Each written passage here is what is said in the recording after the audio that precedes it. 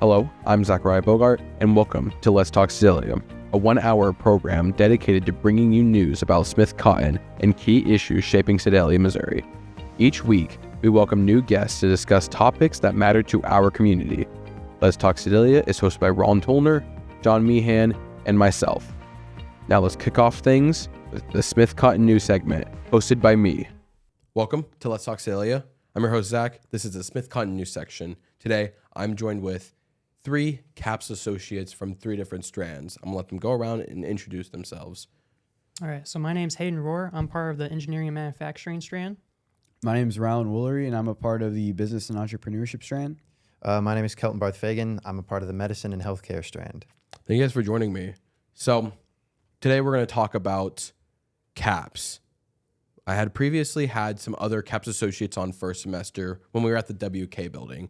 Second semester, we moved to the high school, and I brought in 3 new associates to talk about how it's changed since semester 1. So Hayden, just want to start off. What have you done? All right, so engineering and manufacturing strand, I've done a lot so far. So the first semester, I was working with Maxion. So they wanted me to make samples for them for wheels. So every 50 wheels for a new product, they put it on the line and they make it go through their tools, right? So if there's a slight deburring or defect on it, I have to take apart the wheel, color it red or green, put it on the sample, and put it on the floor so the workers know like what's a good wheel and what's a bad wheel when they start building them. And then I have a Stanley Black & Decker project as well. So I have 3D printing their factory layout so they are more organized. So I've been busy at that, not finished with that. And those are considered client projects. And then my passion projects, so something you're passionate about and you just do it on your own time, is a fishing project. So I'm trying to make a self-setting fishing rod right now. So for me, I've been doing recently a lot of in first semester, I've been doing a lot of job shadowing. I got to work with the Sedalia Police Department, which was pretty great. I got to spend a week there, check out different parts of the department, and get a really great and in-depth tour to that. And then I also got to talk to the airport, and I got to see what it's like to be a airport mechanic, which was pretty great. And then for my client project, which is sort of a passion project for me too, because I'm really interested in starting a business, was working with stone laser imaging and improving their overall production efficiency, to which we recently completed, and we got it done, and it's now more than 3 times effective than it originally was. So I've had multiple client projects, one of them being putting vacant/occupied signs on doors in the hospital so that people know that someone is, of course, in that restroom so that they don't have to, bug them or anything, because we want the hospital to be well respected and we care about privacy in there. Another project is with oncology in the cancer center. I'm currently designing a bed sheet that goes around the radiation machine, and it'll cinch around the table so that the x-rays that oscillate around it don't touch the cloth, because the ones that we're using, they can sometimes touch, and that could potentially ruin the whole machine or treatment or whatnot. And then another project that I'm working on is, again, in the cancer center, but with the infusion side. So there's a patio out there that is completely walled off, and there's really no exit except for the way that they came in. So like if there was an emergency, they have to go back out the way that they came in. And these people are sick and they can't really run too fast or walk too fast. So I want to put a gate that goes out on the patio, and it's a one-way gate that can only open outwards. And so that the people can, leave fairly quickly and safely. All right. Hayden, how has your feeling towards CAPS changed since initially joining CAPS to now? Okay, so at the start of CAPS, I was expecting less projects and you just sit down and talk to people the whole entire time. And it's not like that. You kind of do whatever you want. So it's more on what do you want to do later in life, and you choose projects that you want to do. It's not like a classroom setting of hey, here's the project, do it. It's I get to pick the project, I go on my own pace, and it helps me in the future. So that was the main thing. I'd say whenever I first joined CAPS, I had no clue what to expect. And at first I thought it was going to be similar to CTC, but then I learned it's nothing like CTC. I get to have an extreme amount of freedom and get to go to various businesses, which I find interesting and meaningful in my career. and I really get to get a deep dive into them and get a view into these careers, which I likely wouldn't have gotten within just a classroom-based experience. And on top of that, I've had to learn new skills too, which I probably wouldn't have learned or expected to learn. Like, I learned how to use power tools whilst completing my project to improve Stone Laser's efficiency. And I also learned basic social skills, like how to cold call people out of nowhere and just kind of try and get a conversation going to set up meetings, deals, etc. So my initial view on CAPS was I'm going to sit down in the hospital and not do a bunch of work. I'm going to just be watching people. But that's not true at all. I get to go out and job shadow a bunch of people, which has helped me open my view on the world of jobs in the hospital. And it's also helped me narrow it down to what I want to be. I'm not 18 yet, so I don't get to help patients and stuff, but I can do like the prepare work for them. So I can like wipe down a table, or I can do any of that stuff that doesn't involve a patient. And I just get to do more than what a student in school would get to do. What advice would you give to people who want to join CAPS? My main advice is don't expect to be like a classroom setting. I would say it's preparing you for your future and career, not college, because that's basically what high school does already for you. So your own freedom. Don't be afraid to talk to other people. Be out there. What I'd say is go in head first. You're going to try things that you are not going to like, and you are going to learn a lot. For me, I wanted to originally be involved a lot with aviation, but then somewhat through working through that, I got to learn that being like investigating the police department, that was pretty fun. Getting to job shadow with them, and it just seems like something I'd like to do. And so I would say just go in, don't be scared, and just try everything. Some advice that I would have is you're going to fail sometimes. If you haven't failed in school and you fail here, you might feel crushed and whatnot, but the whole thing about CAPS is failing, and then succeeding. And it's just a bunch of that. And it's preparing you, of course, for the real world, like Hayden said, not for college. And you just get to get this grasp on life that you wouldn't get in normal school and stuff like that. Thank you. Do you guys have anything else to say? CAPS is awesome. It, of course, gives you all these new experiences into the world. And I would say take it and run with it if you do get in.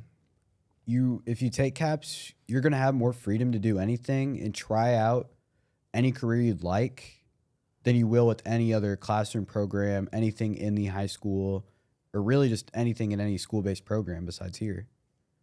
Yeah, I would highly recommend it. Thank you guys for coming. And thank you for watching Let's Talk Sedalia. Now, let's turn it over to Ron Toner and John Meehan as I bring you this week's guest program.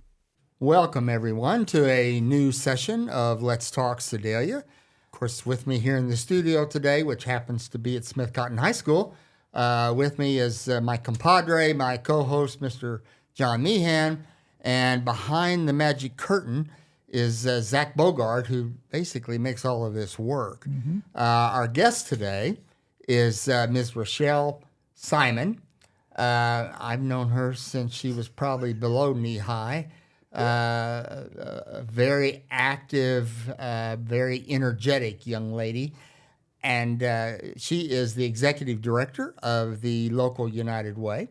Maybe before we get into a lot of issues or whatever, just take a few minutes, Rachelle, to introduce yourself.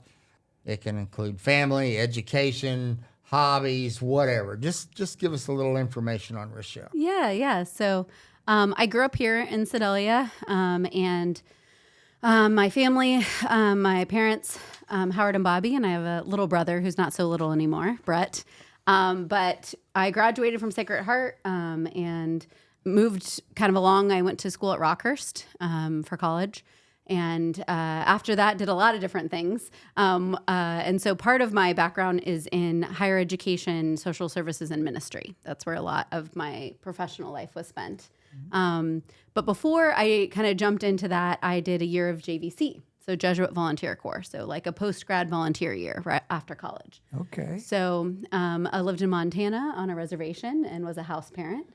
So that was a formative experience for me, kind of coming I right want to out of hear college. about that one at another time. That really sounds interesting. It was a transformational experience for sure. I would say my Jesuit education, what it means to be men and women for others, and what it means to serve folks, was like a very formative piece of just my education in general. So kind of moved on from there, and I've done a lot of different things. But right now, I decided about 2 years ago to move back home.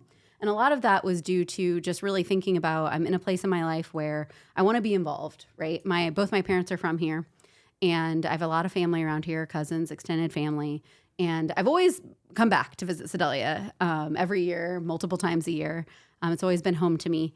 And I also just felt like now is the time to move back if I wanted to be involved in like my aunt and uncle's lives and cousins' lives and things like that. So there's a lot that I could tell you, but I currently live right outside of Sedalia, and like you said, work as the executive director at United Way of Pettis County. You know, when you mentioned your extended family, the Simon family, I kind of had to chuckle because that's a huge family. In fact, you all probably ought to at least have a road named after you somewhere.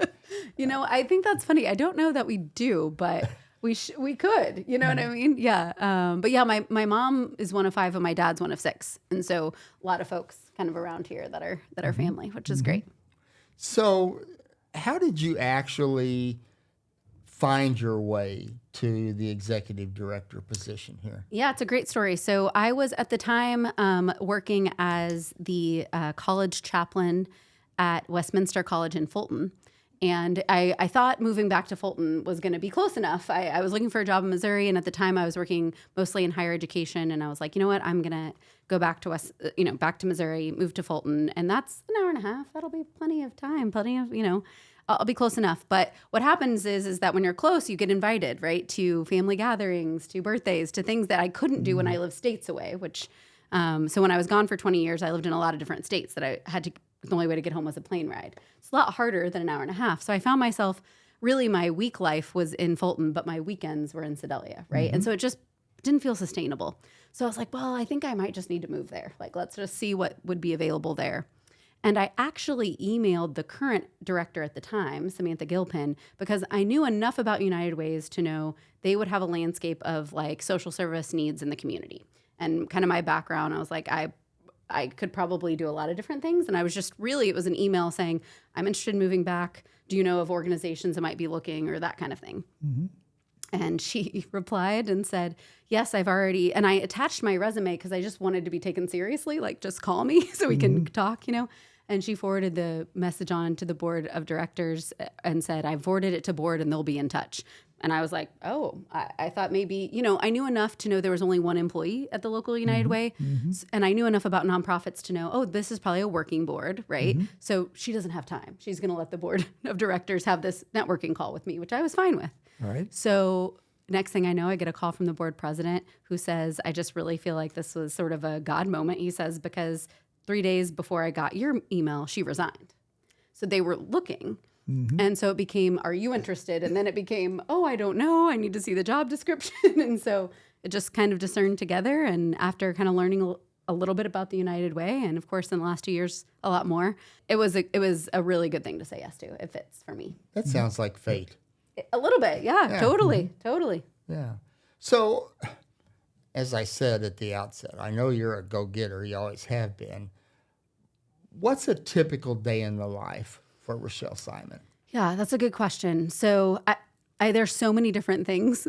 I always like to say this job is like the Jill of all trades. We do a little bit of everything because so I'm the only employee, we run on volunteers, but that means I wear a lot of different hats. So my day could look like, for example, in the morning, I might give a presentation at a local business for a campaign. And then I might go to a community meeting where there's local community leaders talking about a specific issue. Or then I also might be spending some time organizing volunteers for an event that we've got coming up.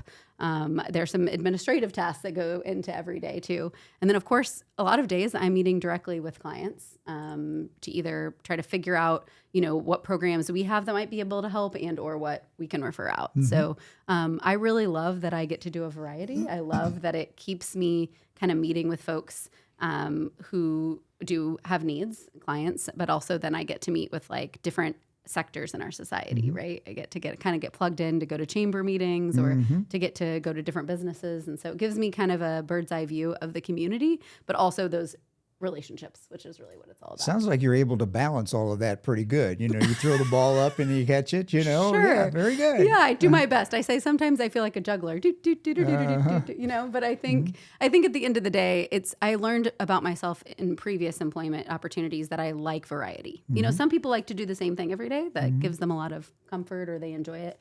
I really like variety. And sometimes I get to come talk to folks like yourself. There you go. So you just never know what a day is going to bring, really. I mean, it's so much variety. And I do event planning too. So sometimes we'll have events or things like that. So, again, just kind of throwing a pretty good sized question in your lap. If someone was to say to you or ask you, just what does United Way do in this community? Sure. Yeah. Yeah. I say, you know, we're here to unite people and resources to improve the lives of everybody in our community. So what does that look like, right?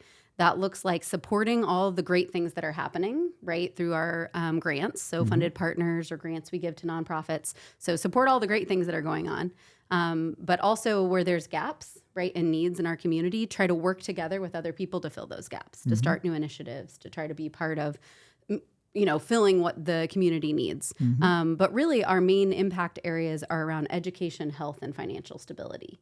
We feel like if we're doing those things well in a community, we're successful, right? And so we kind of drill down on some of those year to year. So this year in 2025, it'll be kind of access to health, right? Whether that be physical or behavioral health, access to health, youth and childhood success, which is just sort of drilling down on education, right? And then economic mobility. So when you think of financial stability, it's good to be stable, but economic mobility is important too for folks, right? So we kind of, those are the three main impact areas of the United Way. So everything we do, whether it's our own programs, whether it's events and different funds that we have, or whether it's our funded partners and working, everything we do and everything we support has to do with those impact areas. So, in this day and age, how many United Way agencies are there here? So here we're the only one. So I learned a lot about United Ways in general, because I would say coming into this, I knew, it's a national brand. Everyone knows the United Way, but I didn't know a lot about it. So essentially we are the United Way of Pettis County. So I don't have like a boss above me at United Way. Like my boss is the local board president. We have a local board here with local leadership. But we are part of United Way worldwide, so we pay membership dues, right? So and then we're also part of the Missouri Association of United Ways. So those are networks, right? The Missouri Association is a volunteer network of all United Ways throughout the state of Missouri. But then United Way Worldwide is actually not only national, it's international. So they're United Ways in different countries. So we're unified in a lot of ways around mission and also kind of doing the work. But the work is very local, right? You need to know what the needs are of your community. And the needs here are very different than the needs in a different state or in a different country. Sure. So, you could be very unique compared to Thailand or whatever. Exactly. So every United Way, the spirit of it, again, is to unite folks. The spirit is we're always going to work together. We're going to get more done when we're doing it together rather than apart, right? Like that collaboration and cooperation is what's needed. That's kind of the spirit. So we are part of the larger United Way, but 99% of what comes into the United Way of Pettis County stays in Pettis County. We pay 1% membership dues, and let me tell you, those membership dues are worth it because we get access to a lot of resources through United Way networks, whether it's either state or national. So does the 1% go to a state agency or the state United Way or the big one? It goes to the big one, United Way Worldwide. Okay. Correct. And the states decide on kind of dues, if you will, and every state can set it up differently. So it just depends. But our Missouri Association of United Ways, because we have the thing about United Ways is you can be really small, like ourselves, right, with only one employee, or you could be really large, like a United Way of Greater Kansas City, United Way of Greater St. Louis. They have over probably 100 employees, right? So depending on where you're at, it's a different size. And so some of the associations will be sort of led by the larger United Ways, but all of us are going to meetings or whatever. I really love being a part of the network. It's taught me a lot. I've gotten to know a lot more about the state. We can really think about state issues and work together on those. And so I've enjoyed being a part of the network in a way that I would have not known when I took the job.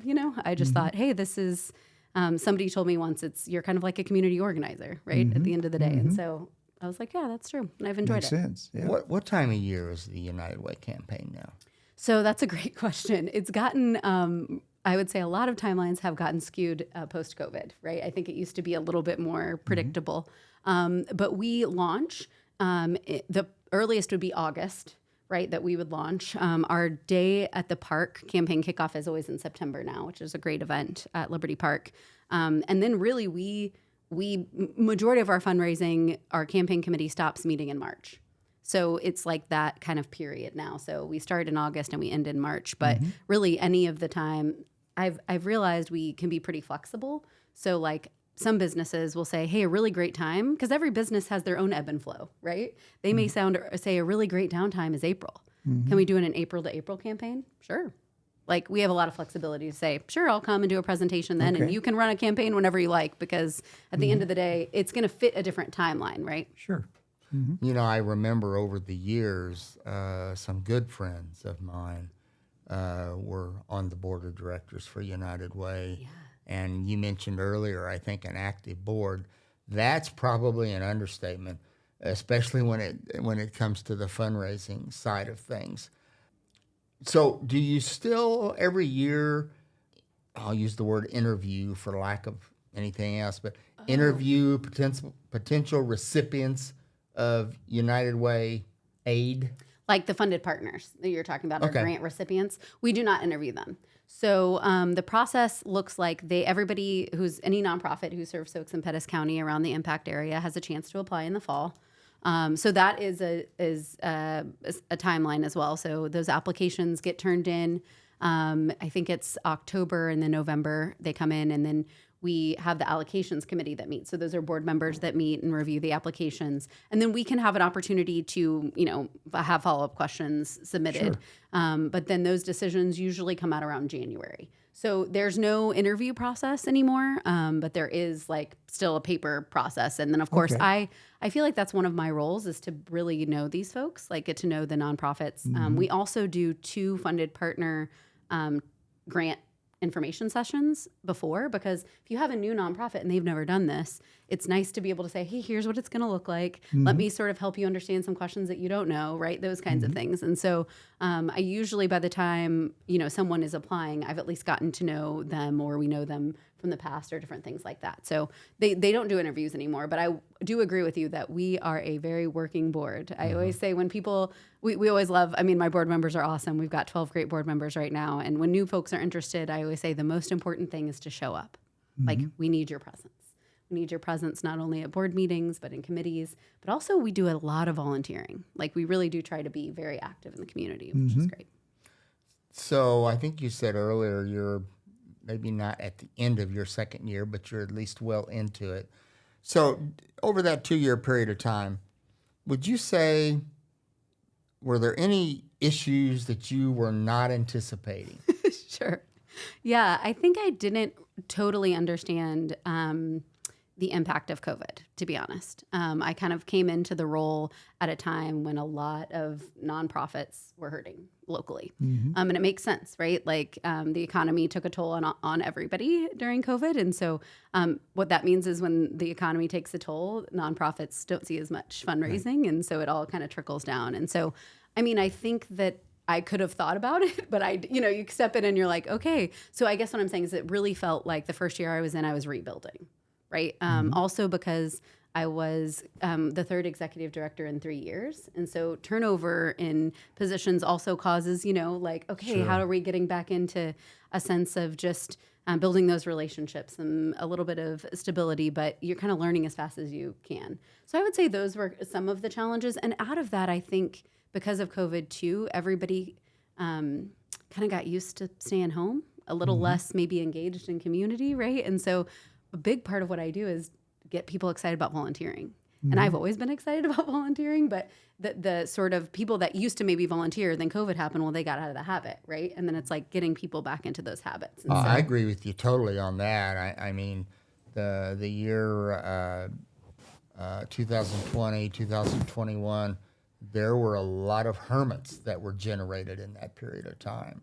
And it was slow resurfacing. Yes. from that. And I think we are, like to use the day of action, that you're talking about that happens every June. My first year we had 250 volunteers, and last year we had 350 volunteers. And I think we'll probably even grow this. It's like it just takes time to rebuild habits, right? It just takes time. So how do they reach you? How do they reach out to you? Well, I guess first off, where are you located? Yes, so we're at 501 East 17th. And so you can certainly reach out to us. I always tell folks, if you Google United Way of Pettis County, you're going to find me, right? So you can find my email, Rachelle.Simon@spcuw.org. You're going to find our phone number, 660-826-2980. And if you contact the United Way of Pettis County, you're contacting It's going to me. all pop up. Yeah. And it's going to pop up, but also I highly encourage people to follow our Facebook because I really try to post about pretty much community events, free, affordable things going on, resources, things that people, want to know about in our local community. So I would say if you're following our Facebook, and you can reach out that way, but you can reach out and you're going to get me, and I'm pretty good at responding. Well, one of my upcoming questions was, is social media important to your work? You've answered that one, so It's I can true. mark that off. Yeah, we do have Instagram as well, but I would say Facebook is the biggest. Like a lot of people find out about what's going on Facebook, right? Yes. Nowadays, what's a typical budget look like for United Way? What do you, well, obviously you're hoping to bring in as much as you can, but kind of how is that structured? Yeah, so it's been different. I think our campaigns, I think our good goal is around a $200,000 campaign. And again, I know it used to look different back in the day, but we're right at about that now. But we don't only, we do have funds that come in from campaign dollars, which are mostly businesses and individual donors and things like that. However, we also, I would say fundraising has shifted. And this is nationally, not just here locally, but a lot of companies are moving away from like a payroll deduction campaign and moving more maybe for having their own employee committee that's going to decide. And so maybe you have to apply for a grant or you have to go and do a presentation. It's interesting, right? It's just a different shift. And so sometimes I can get grant dollars from companies, but sometimes I can get grant dollars from foundations or other people that are, saying, hey, we've got some money for the community and I can apply that way. So I would say we've diversified our revenue probably from, 10 years ago. Pretty I guess we significantly. know who writes your grants. I do, yes. I do. That was an easy one. But I do think it's important I think a lot of people don't totally understand how it's just shifted. Like companies will now say, okay, here's our grant platform, write a grant. And so it may not be as much local folks at companies making decisions, right? It's kind of going a step up to get some of those done. So are there other not-for-profits in the area? Well, we've got a lot of them. I know that, and they're tremendous. Yes. I mean, it is a very community-oriented community. Yes. But are there any local organizations that you have an active participation with as far as joint efforts? Oh, yes. So I would say a lot of them. That is, to me, what I feel like a big part of my job is. So we have, certainly joint efforts in that we have the 19 nonprofits that we support financially through grants, whether that's funded partners or one-time grants. But I really try to collaborate on projects a lot. So I'll give you an example. So one is called Set the Table. So this is a project that we're collaborating with Katy Trail Community Health, MU Extension, Open Door Service Center, and Sedalia Housing Authority to do a cooking class and help folks learn how to cook nutritious meals with food pantry boxes. And so we kind of change the focus every time. So it might be like, how do you do that if you have diabetes, or how do you do that if you have high blood cholesterol, or things like that. So that's all 5 organizations. We run these cooking classes 3 times a year, and folks come together. It's one of my favorite events because people really build community. You're talking about hermits. It's like, come out, get to meet new people, and really cook together, and it's so fun. Food brings people together. And so the creativity comes out, and so that's a good example. Another one from this past year is I got bring different organizations together, like Bothwell Regional Health Center and Pettis County Health Center and Katy Trail and Farmers Market to do a 5-a-day challenge to encourage people to eat 5 fruits and vegetables a day. And so we set up at the farmers market and tried to educate folks around that, and sort of had participation incentives and things like that. So we try to look at if someone comes to me and says, this is like a passion area, this is something, and it fits into one of our impact areas, and I can be a part of it or help sort of bring people together. I think that's one of the nice things about my role is I know enough people to be like, oh, they would be interested in maybe this organization that would fit what they do. And so it makes everybody's lift a little lighter, right? When everybody can do it together. So those are just 2 examples. How do you determine who you can help versus who you can't? Yeah, that's a great question. So sometimes I would say that's a couple of ways to answer that. So first is, do you mean individuals or organizations? Probably individuals. That's fine. Individuals. Yeah. So for individuals, a lot of it is the programs that we have might have guidelines, right, or eligibility requirements. So again, I'll give you an example. We decided last year to open what's called the needs-based fund. So this came out of, I was getting phone calls from different nonprofit partners saying, Rachelle, this is like an emergency need, but like we don't have a resource for it, right? So maybe it's pest control, or maybe it's like somebody wasn't planning on their car breaking down, but like it broke down and it's like kind of an emergency need. So we came up with the needs-based fund. And so in order to qualify, it's living in Pettis County, having an emergency need, a referral from another agency, and it's up to $500 for a year for emergency assistance. So the idea behind it is, let's say, again, use the example of somebody's car breaks down. Well, what we're trying to avoid is catch them. If we can be like, okay, great, here's your $500 to repair your car, you're good, right? Get to work, everything's good. But what happens when they don't have that? Well, then they can't get to work, and then they lose their job. And when they lose their job, they might lose their house. And when they, it's like the snowball of that one thing that could have been, that was an emergency, or even like a furnace going out or something that you just couldn't predict that can have a big impact on people's lives. So when you say 500, I mean, is that truly an amount that you work with, or was that just an example? No, that's the program. That's how it's written. Okay. So again, it's like, you have to have some eligibility requirements, but every different program. So whether I'm saying to somebody, if I'm referring them, most of the programs in various nonprofits will have sort of, again, eligibility requirements. So it's going to be different depending on who it is. But I always tell folks, if I can't help you, I'm going to work hard to find somebody, right? We're going to, or work together with folks to try to get some things done. And before you leave that, when you're talking about refer them to someone else, I know that, and I can't remember the number, but you call 911 if you got an emergency. If you've got mental health crisis, there's a number which is 988. 988. Okay. And then there's another number where all United Ways kind of collaborate.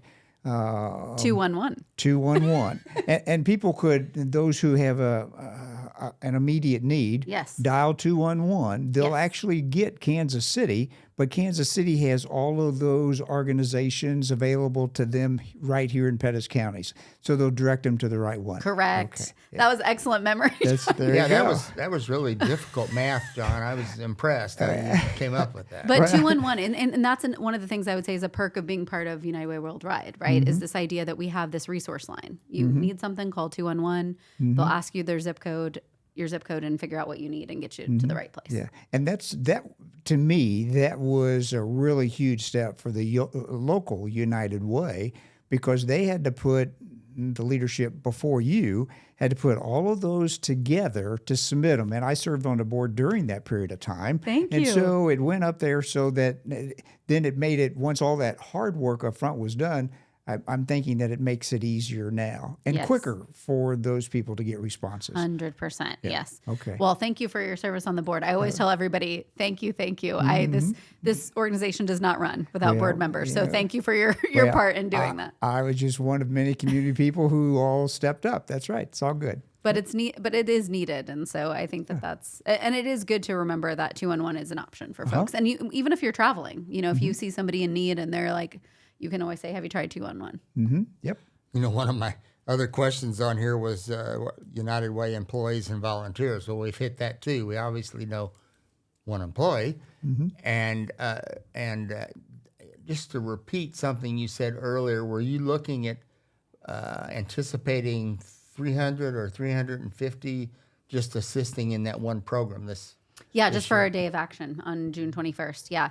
And we are looking for volunteers now. We already have 25 applications. So again, these are mostly homeowners who either physically or financially are struggling to keep up their home. And if you live in Pettis County, we're we're gathering those applications, but at the same time, we're gathering the volunteer teams. And so we have about 9 teams now of about 100 volunteers, but we're looking for more. I'm really hoping to get 350 or more because I know the needs out there. If we've got volunteers, I can find some way to get them to use. I feel like we use volunteers for a lot, and I think that I'm a big proponent of there's something that you love doing in your free time. It's that you enjoy that the world needs. And so like if anybody wants to call me to be like, hey, I really want to do this, I will find the place that needs that, because it's true. Like it's just the reality of our world. Like we all have things to offer, and a lot of like that's what volunteer work is really. And one of the neatest thing that I see about the Day of Caring is that you're not committing a year of service. It's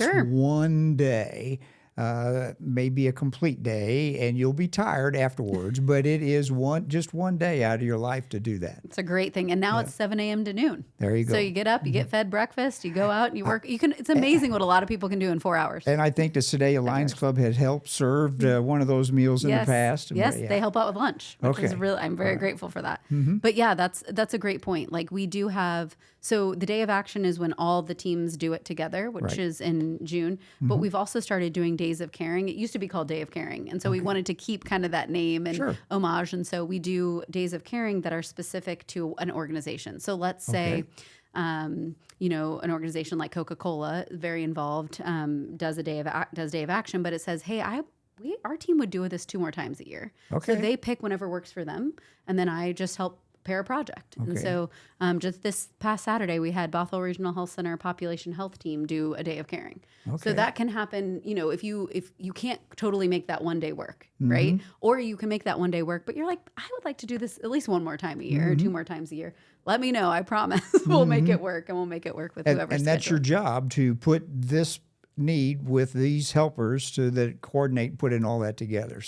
So that's to me, that's a key component of what the United Way does. Yes, and something that I feel very grateful to get to do every day. To be honest, like it's awesome to have a job that you love doing. Yes. So since you've been on board this 2 years or almost 2 years, have there been significant changes that you felt needed to be implemented?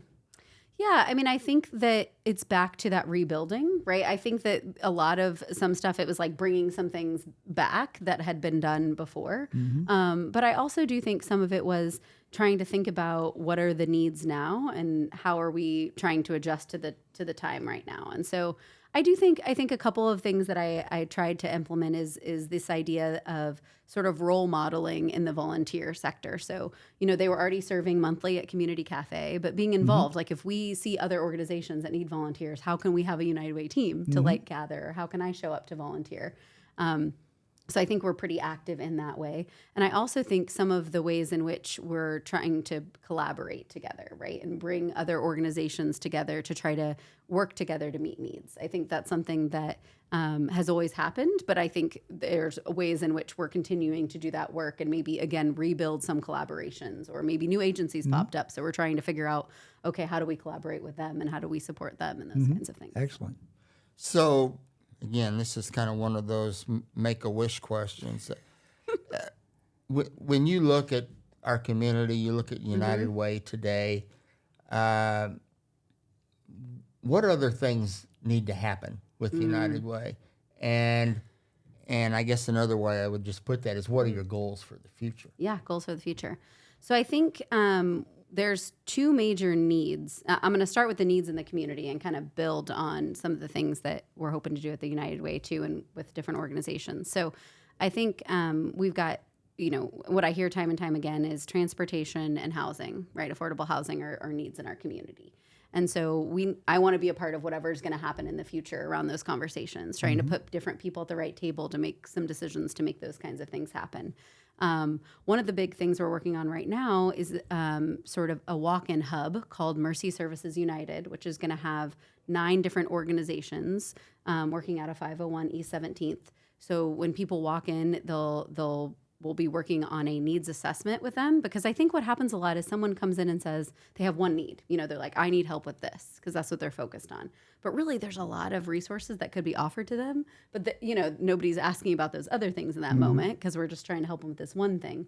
So the kind of a holistic needs assessment, getting all the resources, but also having 9 organizations of wisdom, because I don't know what people at Katy Trail know, right? And those folks don't know something that Salvation Army, we all kind of have bits of wisdom. So I'm excited about this collaboration to kind of bring us all together as social service and nonprofit professionals to work together, and then also have clients. And you're not talking about a physical location for those groups, are you? Yeah. Really? So 501 East 17th, correct. It's going to open to the public sometime in April.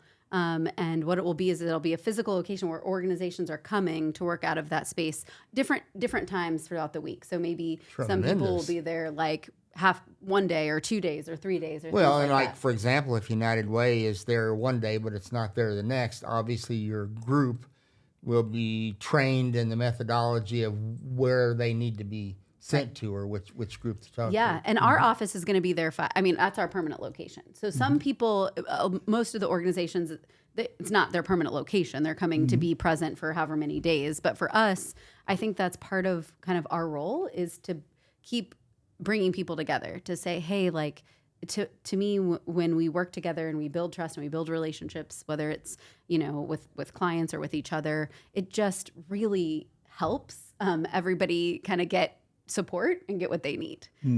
So I'm excited about it. So that's something as sort of a future project. I think the more we can think about, it's really easy to get stuck like, oh, there's just not enough, you know, we don't have enough money, we don't have enough resources, you know, it's like we need more. The need is always more than we have. And that's true. And I always tell folks, the need's always going to be more. However, if you can think about it as you're bringing a little and I'm bringing a little and we're all bringing a little, then there's enough. You know, it's a lot to feel like you have to do it all on your own. So that's kind of at least my approach. And isn't that collaboration where you take someone who has fallen upon hard times? Yes, they might have a food need immediately. Then they might have, their vehicle does need to be repaired so they can get back and forth to work. But if you can take care of 3 or 4 of those needs at once, then that's their helping hand up. So then they're back to work, and then they're contributing back to United Way and taxes in the community, et cetera. And everything else. Yeah, yes. 100%. Okay. I think that's kind of the idea, is that sometimes it takes continuity and it takes like sort of that piece of one person saying, hey, let me hear all the things that are going on. How can I get you to all the right people, but also know that I care, right? I think that's a big piece of it, is I always say people can tell when you don't care, and people can tell when you do. They just can, you know? So. Well, you know what? It just so happens that I have checkmarked everything that was on my discussion sheet. Wow. So that means that you are just about to get off the hot seat. Ooh, good. Anything else that we haven't hit that you would like to bring out to the public? Yeah, I think the biggest thing is I always try to end with 2 things for folks. One is thank you if you've contributed to the United Way in any way, whether that be through time, talent, or treasure. Thank you, because this does not happen alone. And if you haven't, we need you. So come and be a part of it. However you want to contribute, I always say really people power is needed a lot. Money can only go so far, but really people help people, right? So that's always something I want to add to folks. So encourage them to, reach out, get involved. And the other thing I really just want to say is that, I think the more I've been in this role, the more I actually am in a space to feel like, hey, I can be helpful. My first year in this role, I felt like you're learning as fast as you can. You're trying to figure out who's who and what's going on. But I've sort of also kind of served at the local 211, and I don't mind that. There's something to that. It's nice to be able to call, but some people like to also have someone locally that feels like can point them in the right direction. So know that I'm always happy to chat with anyone, and I'm grateful to both of you for having me here. There you go. Well, we'd like to thank Rachelle Simon for coming in today, and we've certainly learned a lot more about United Way. We'd like to thank you, the listener. And for goodness sakes, don't hesitate to let other folks know that Let's Talk Sedalia is alive and well. And we welcome more listeners all of the time. You can find all of our old programs online, just in your wherever you access or however you access podcasts. Just go in and search for Let's Talk Sedalia, and they're all there. So thanks for tuning in today, and John and I will be back another day.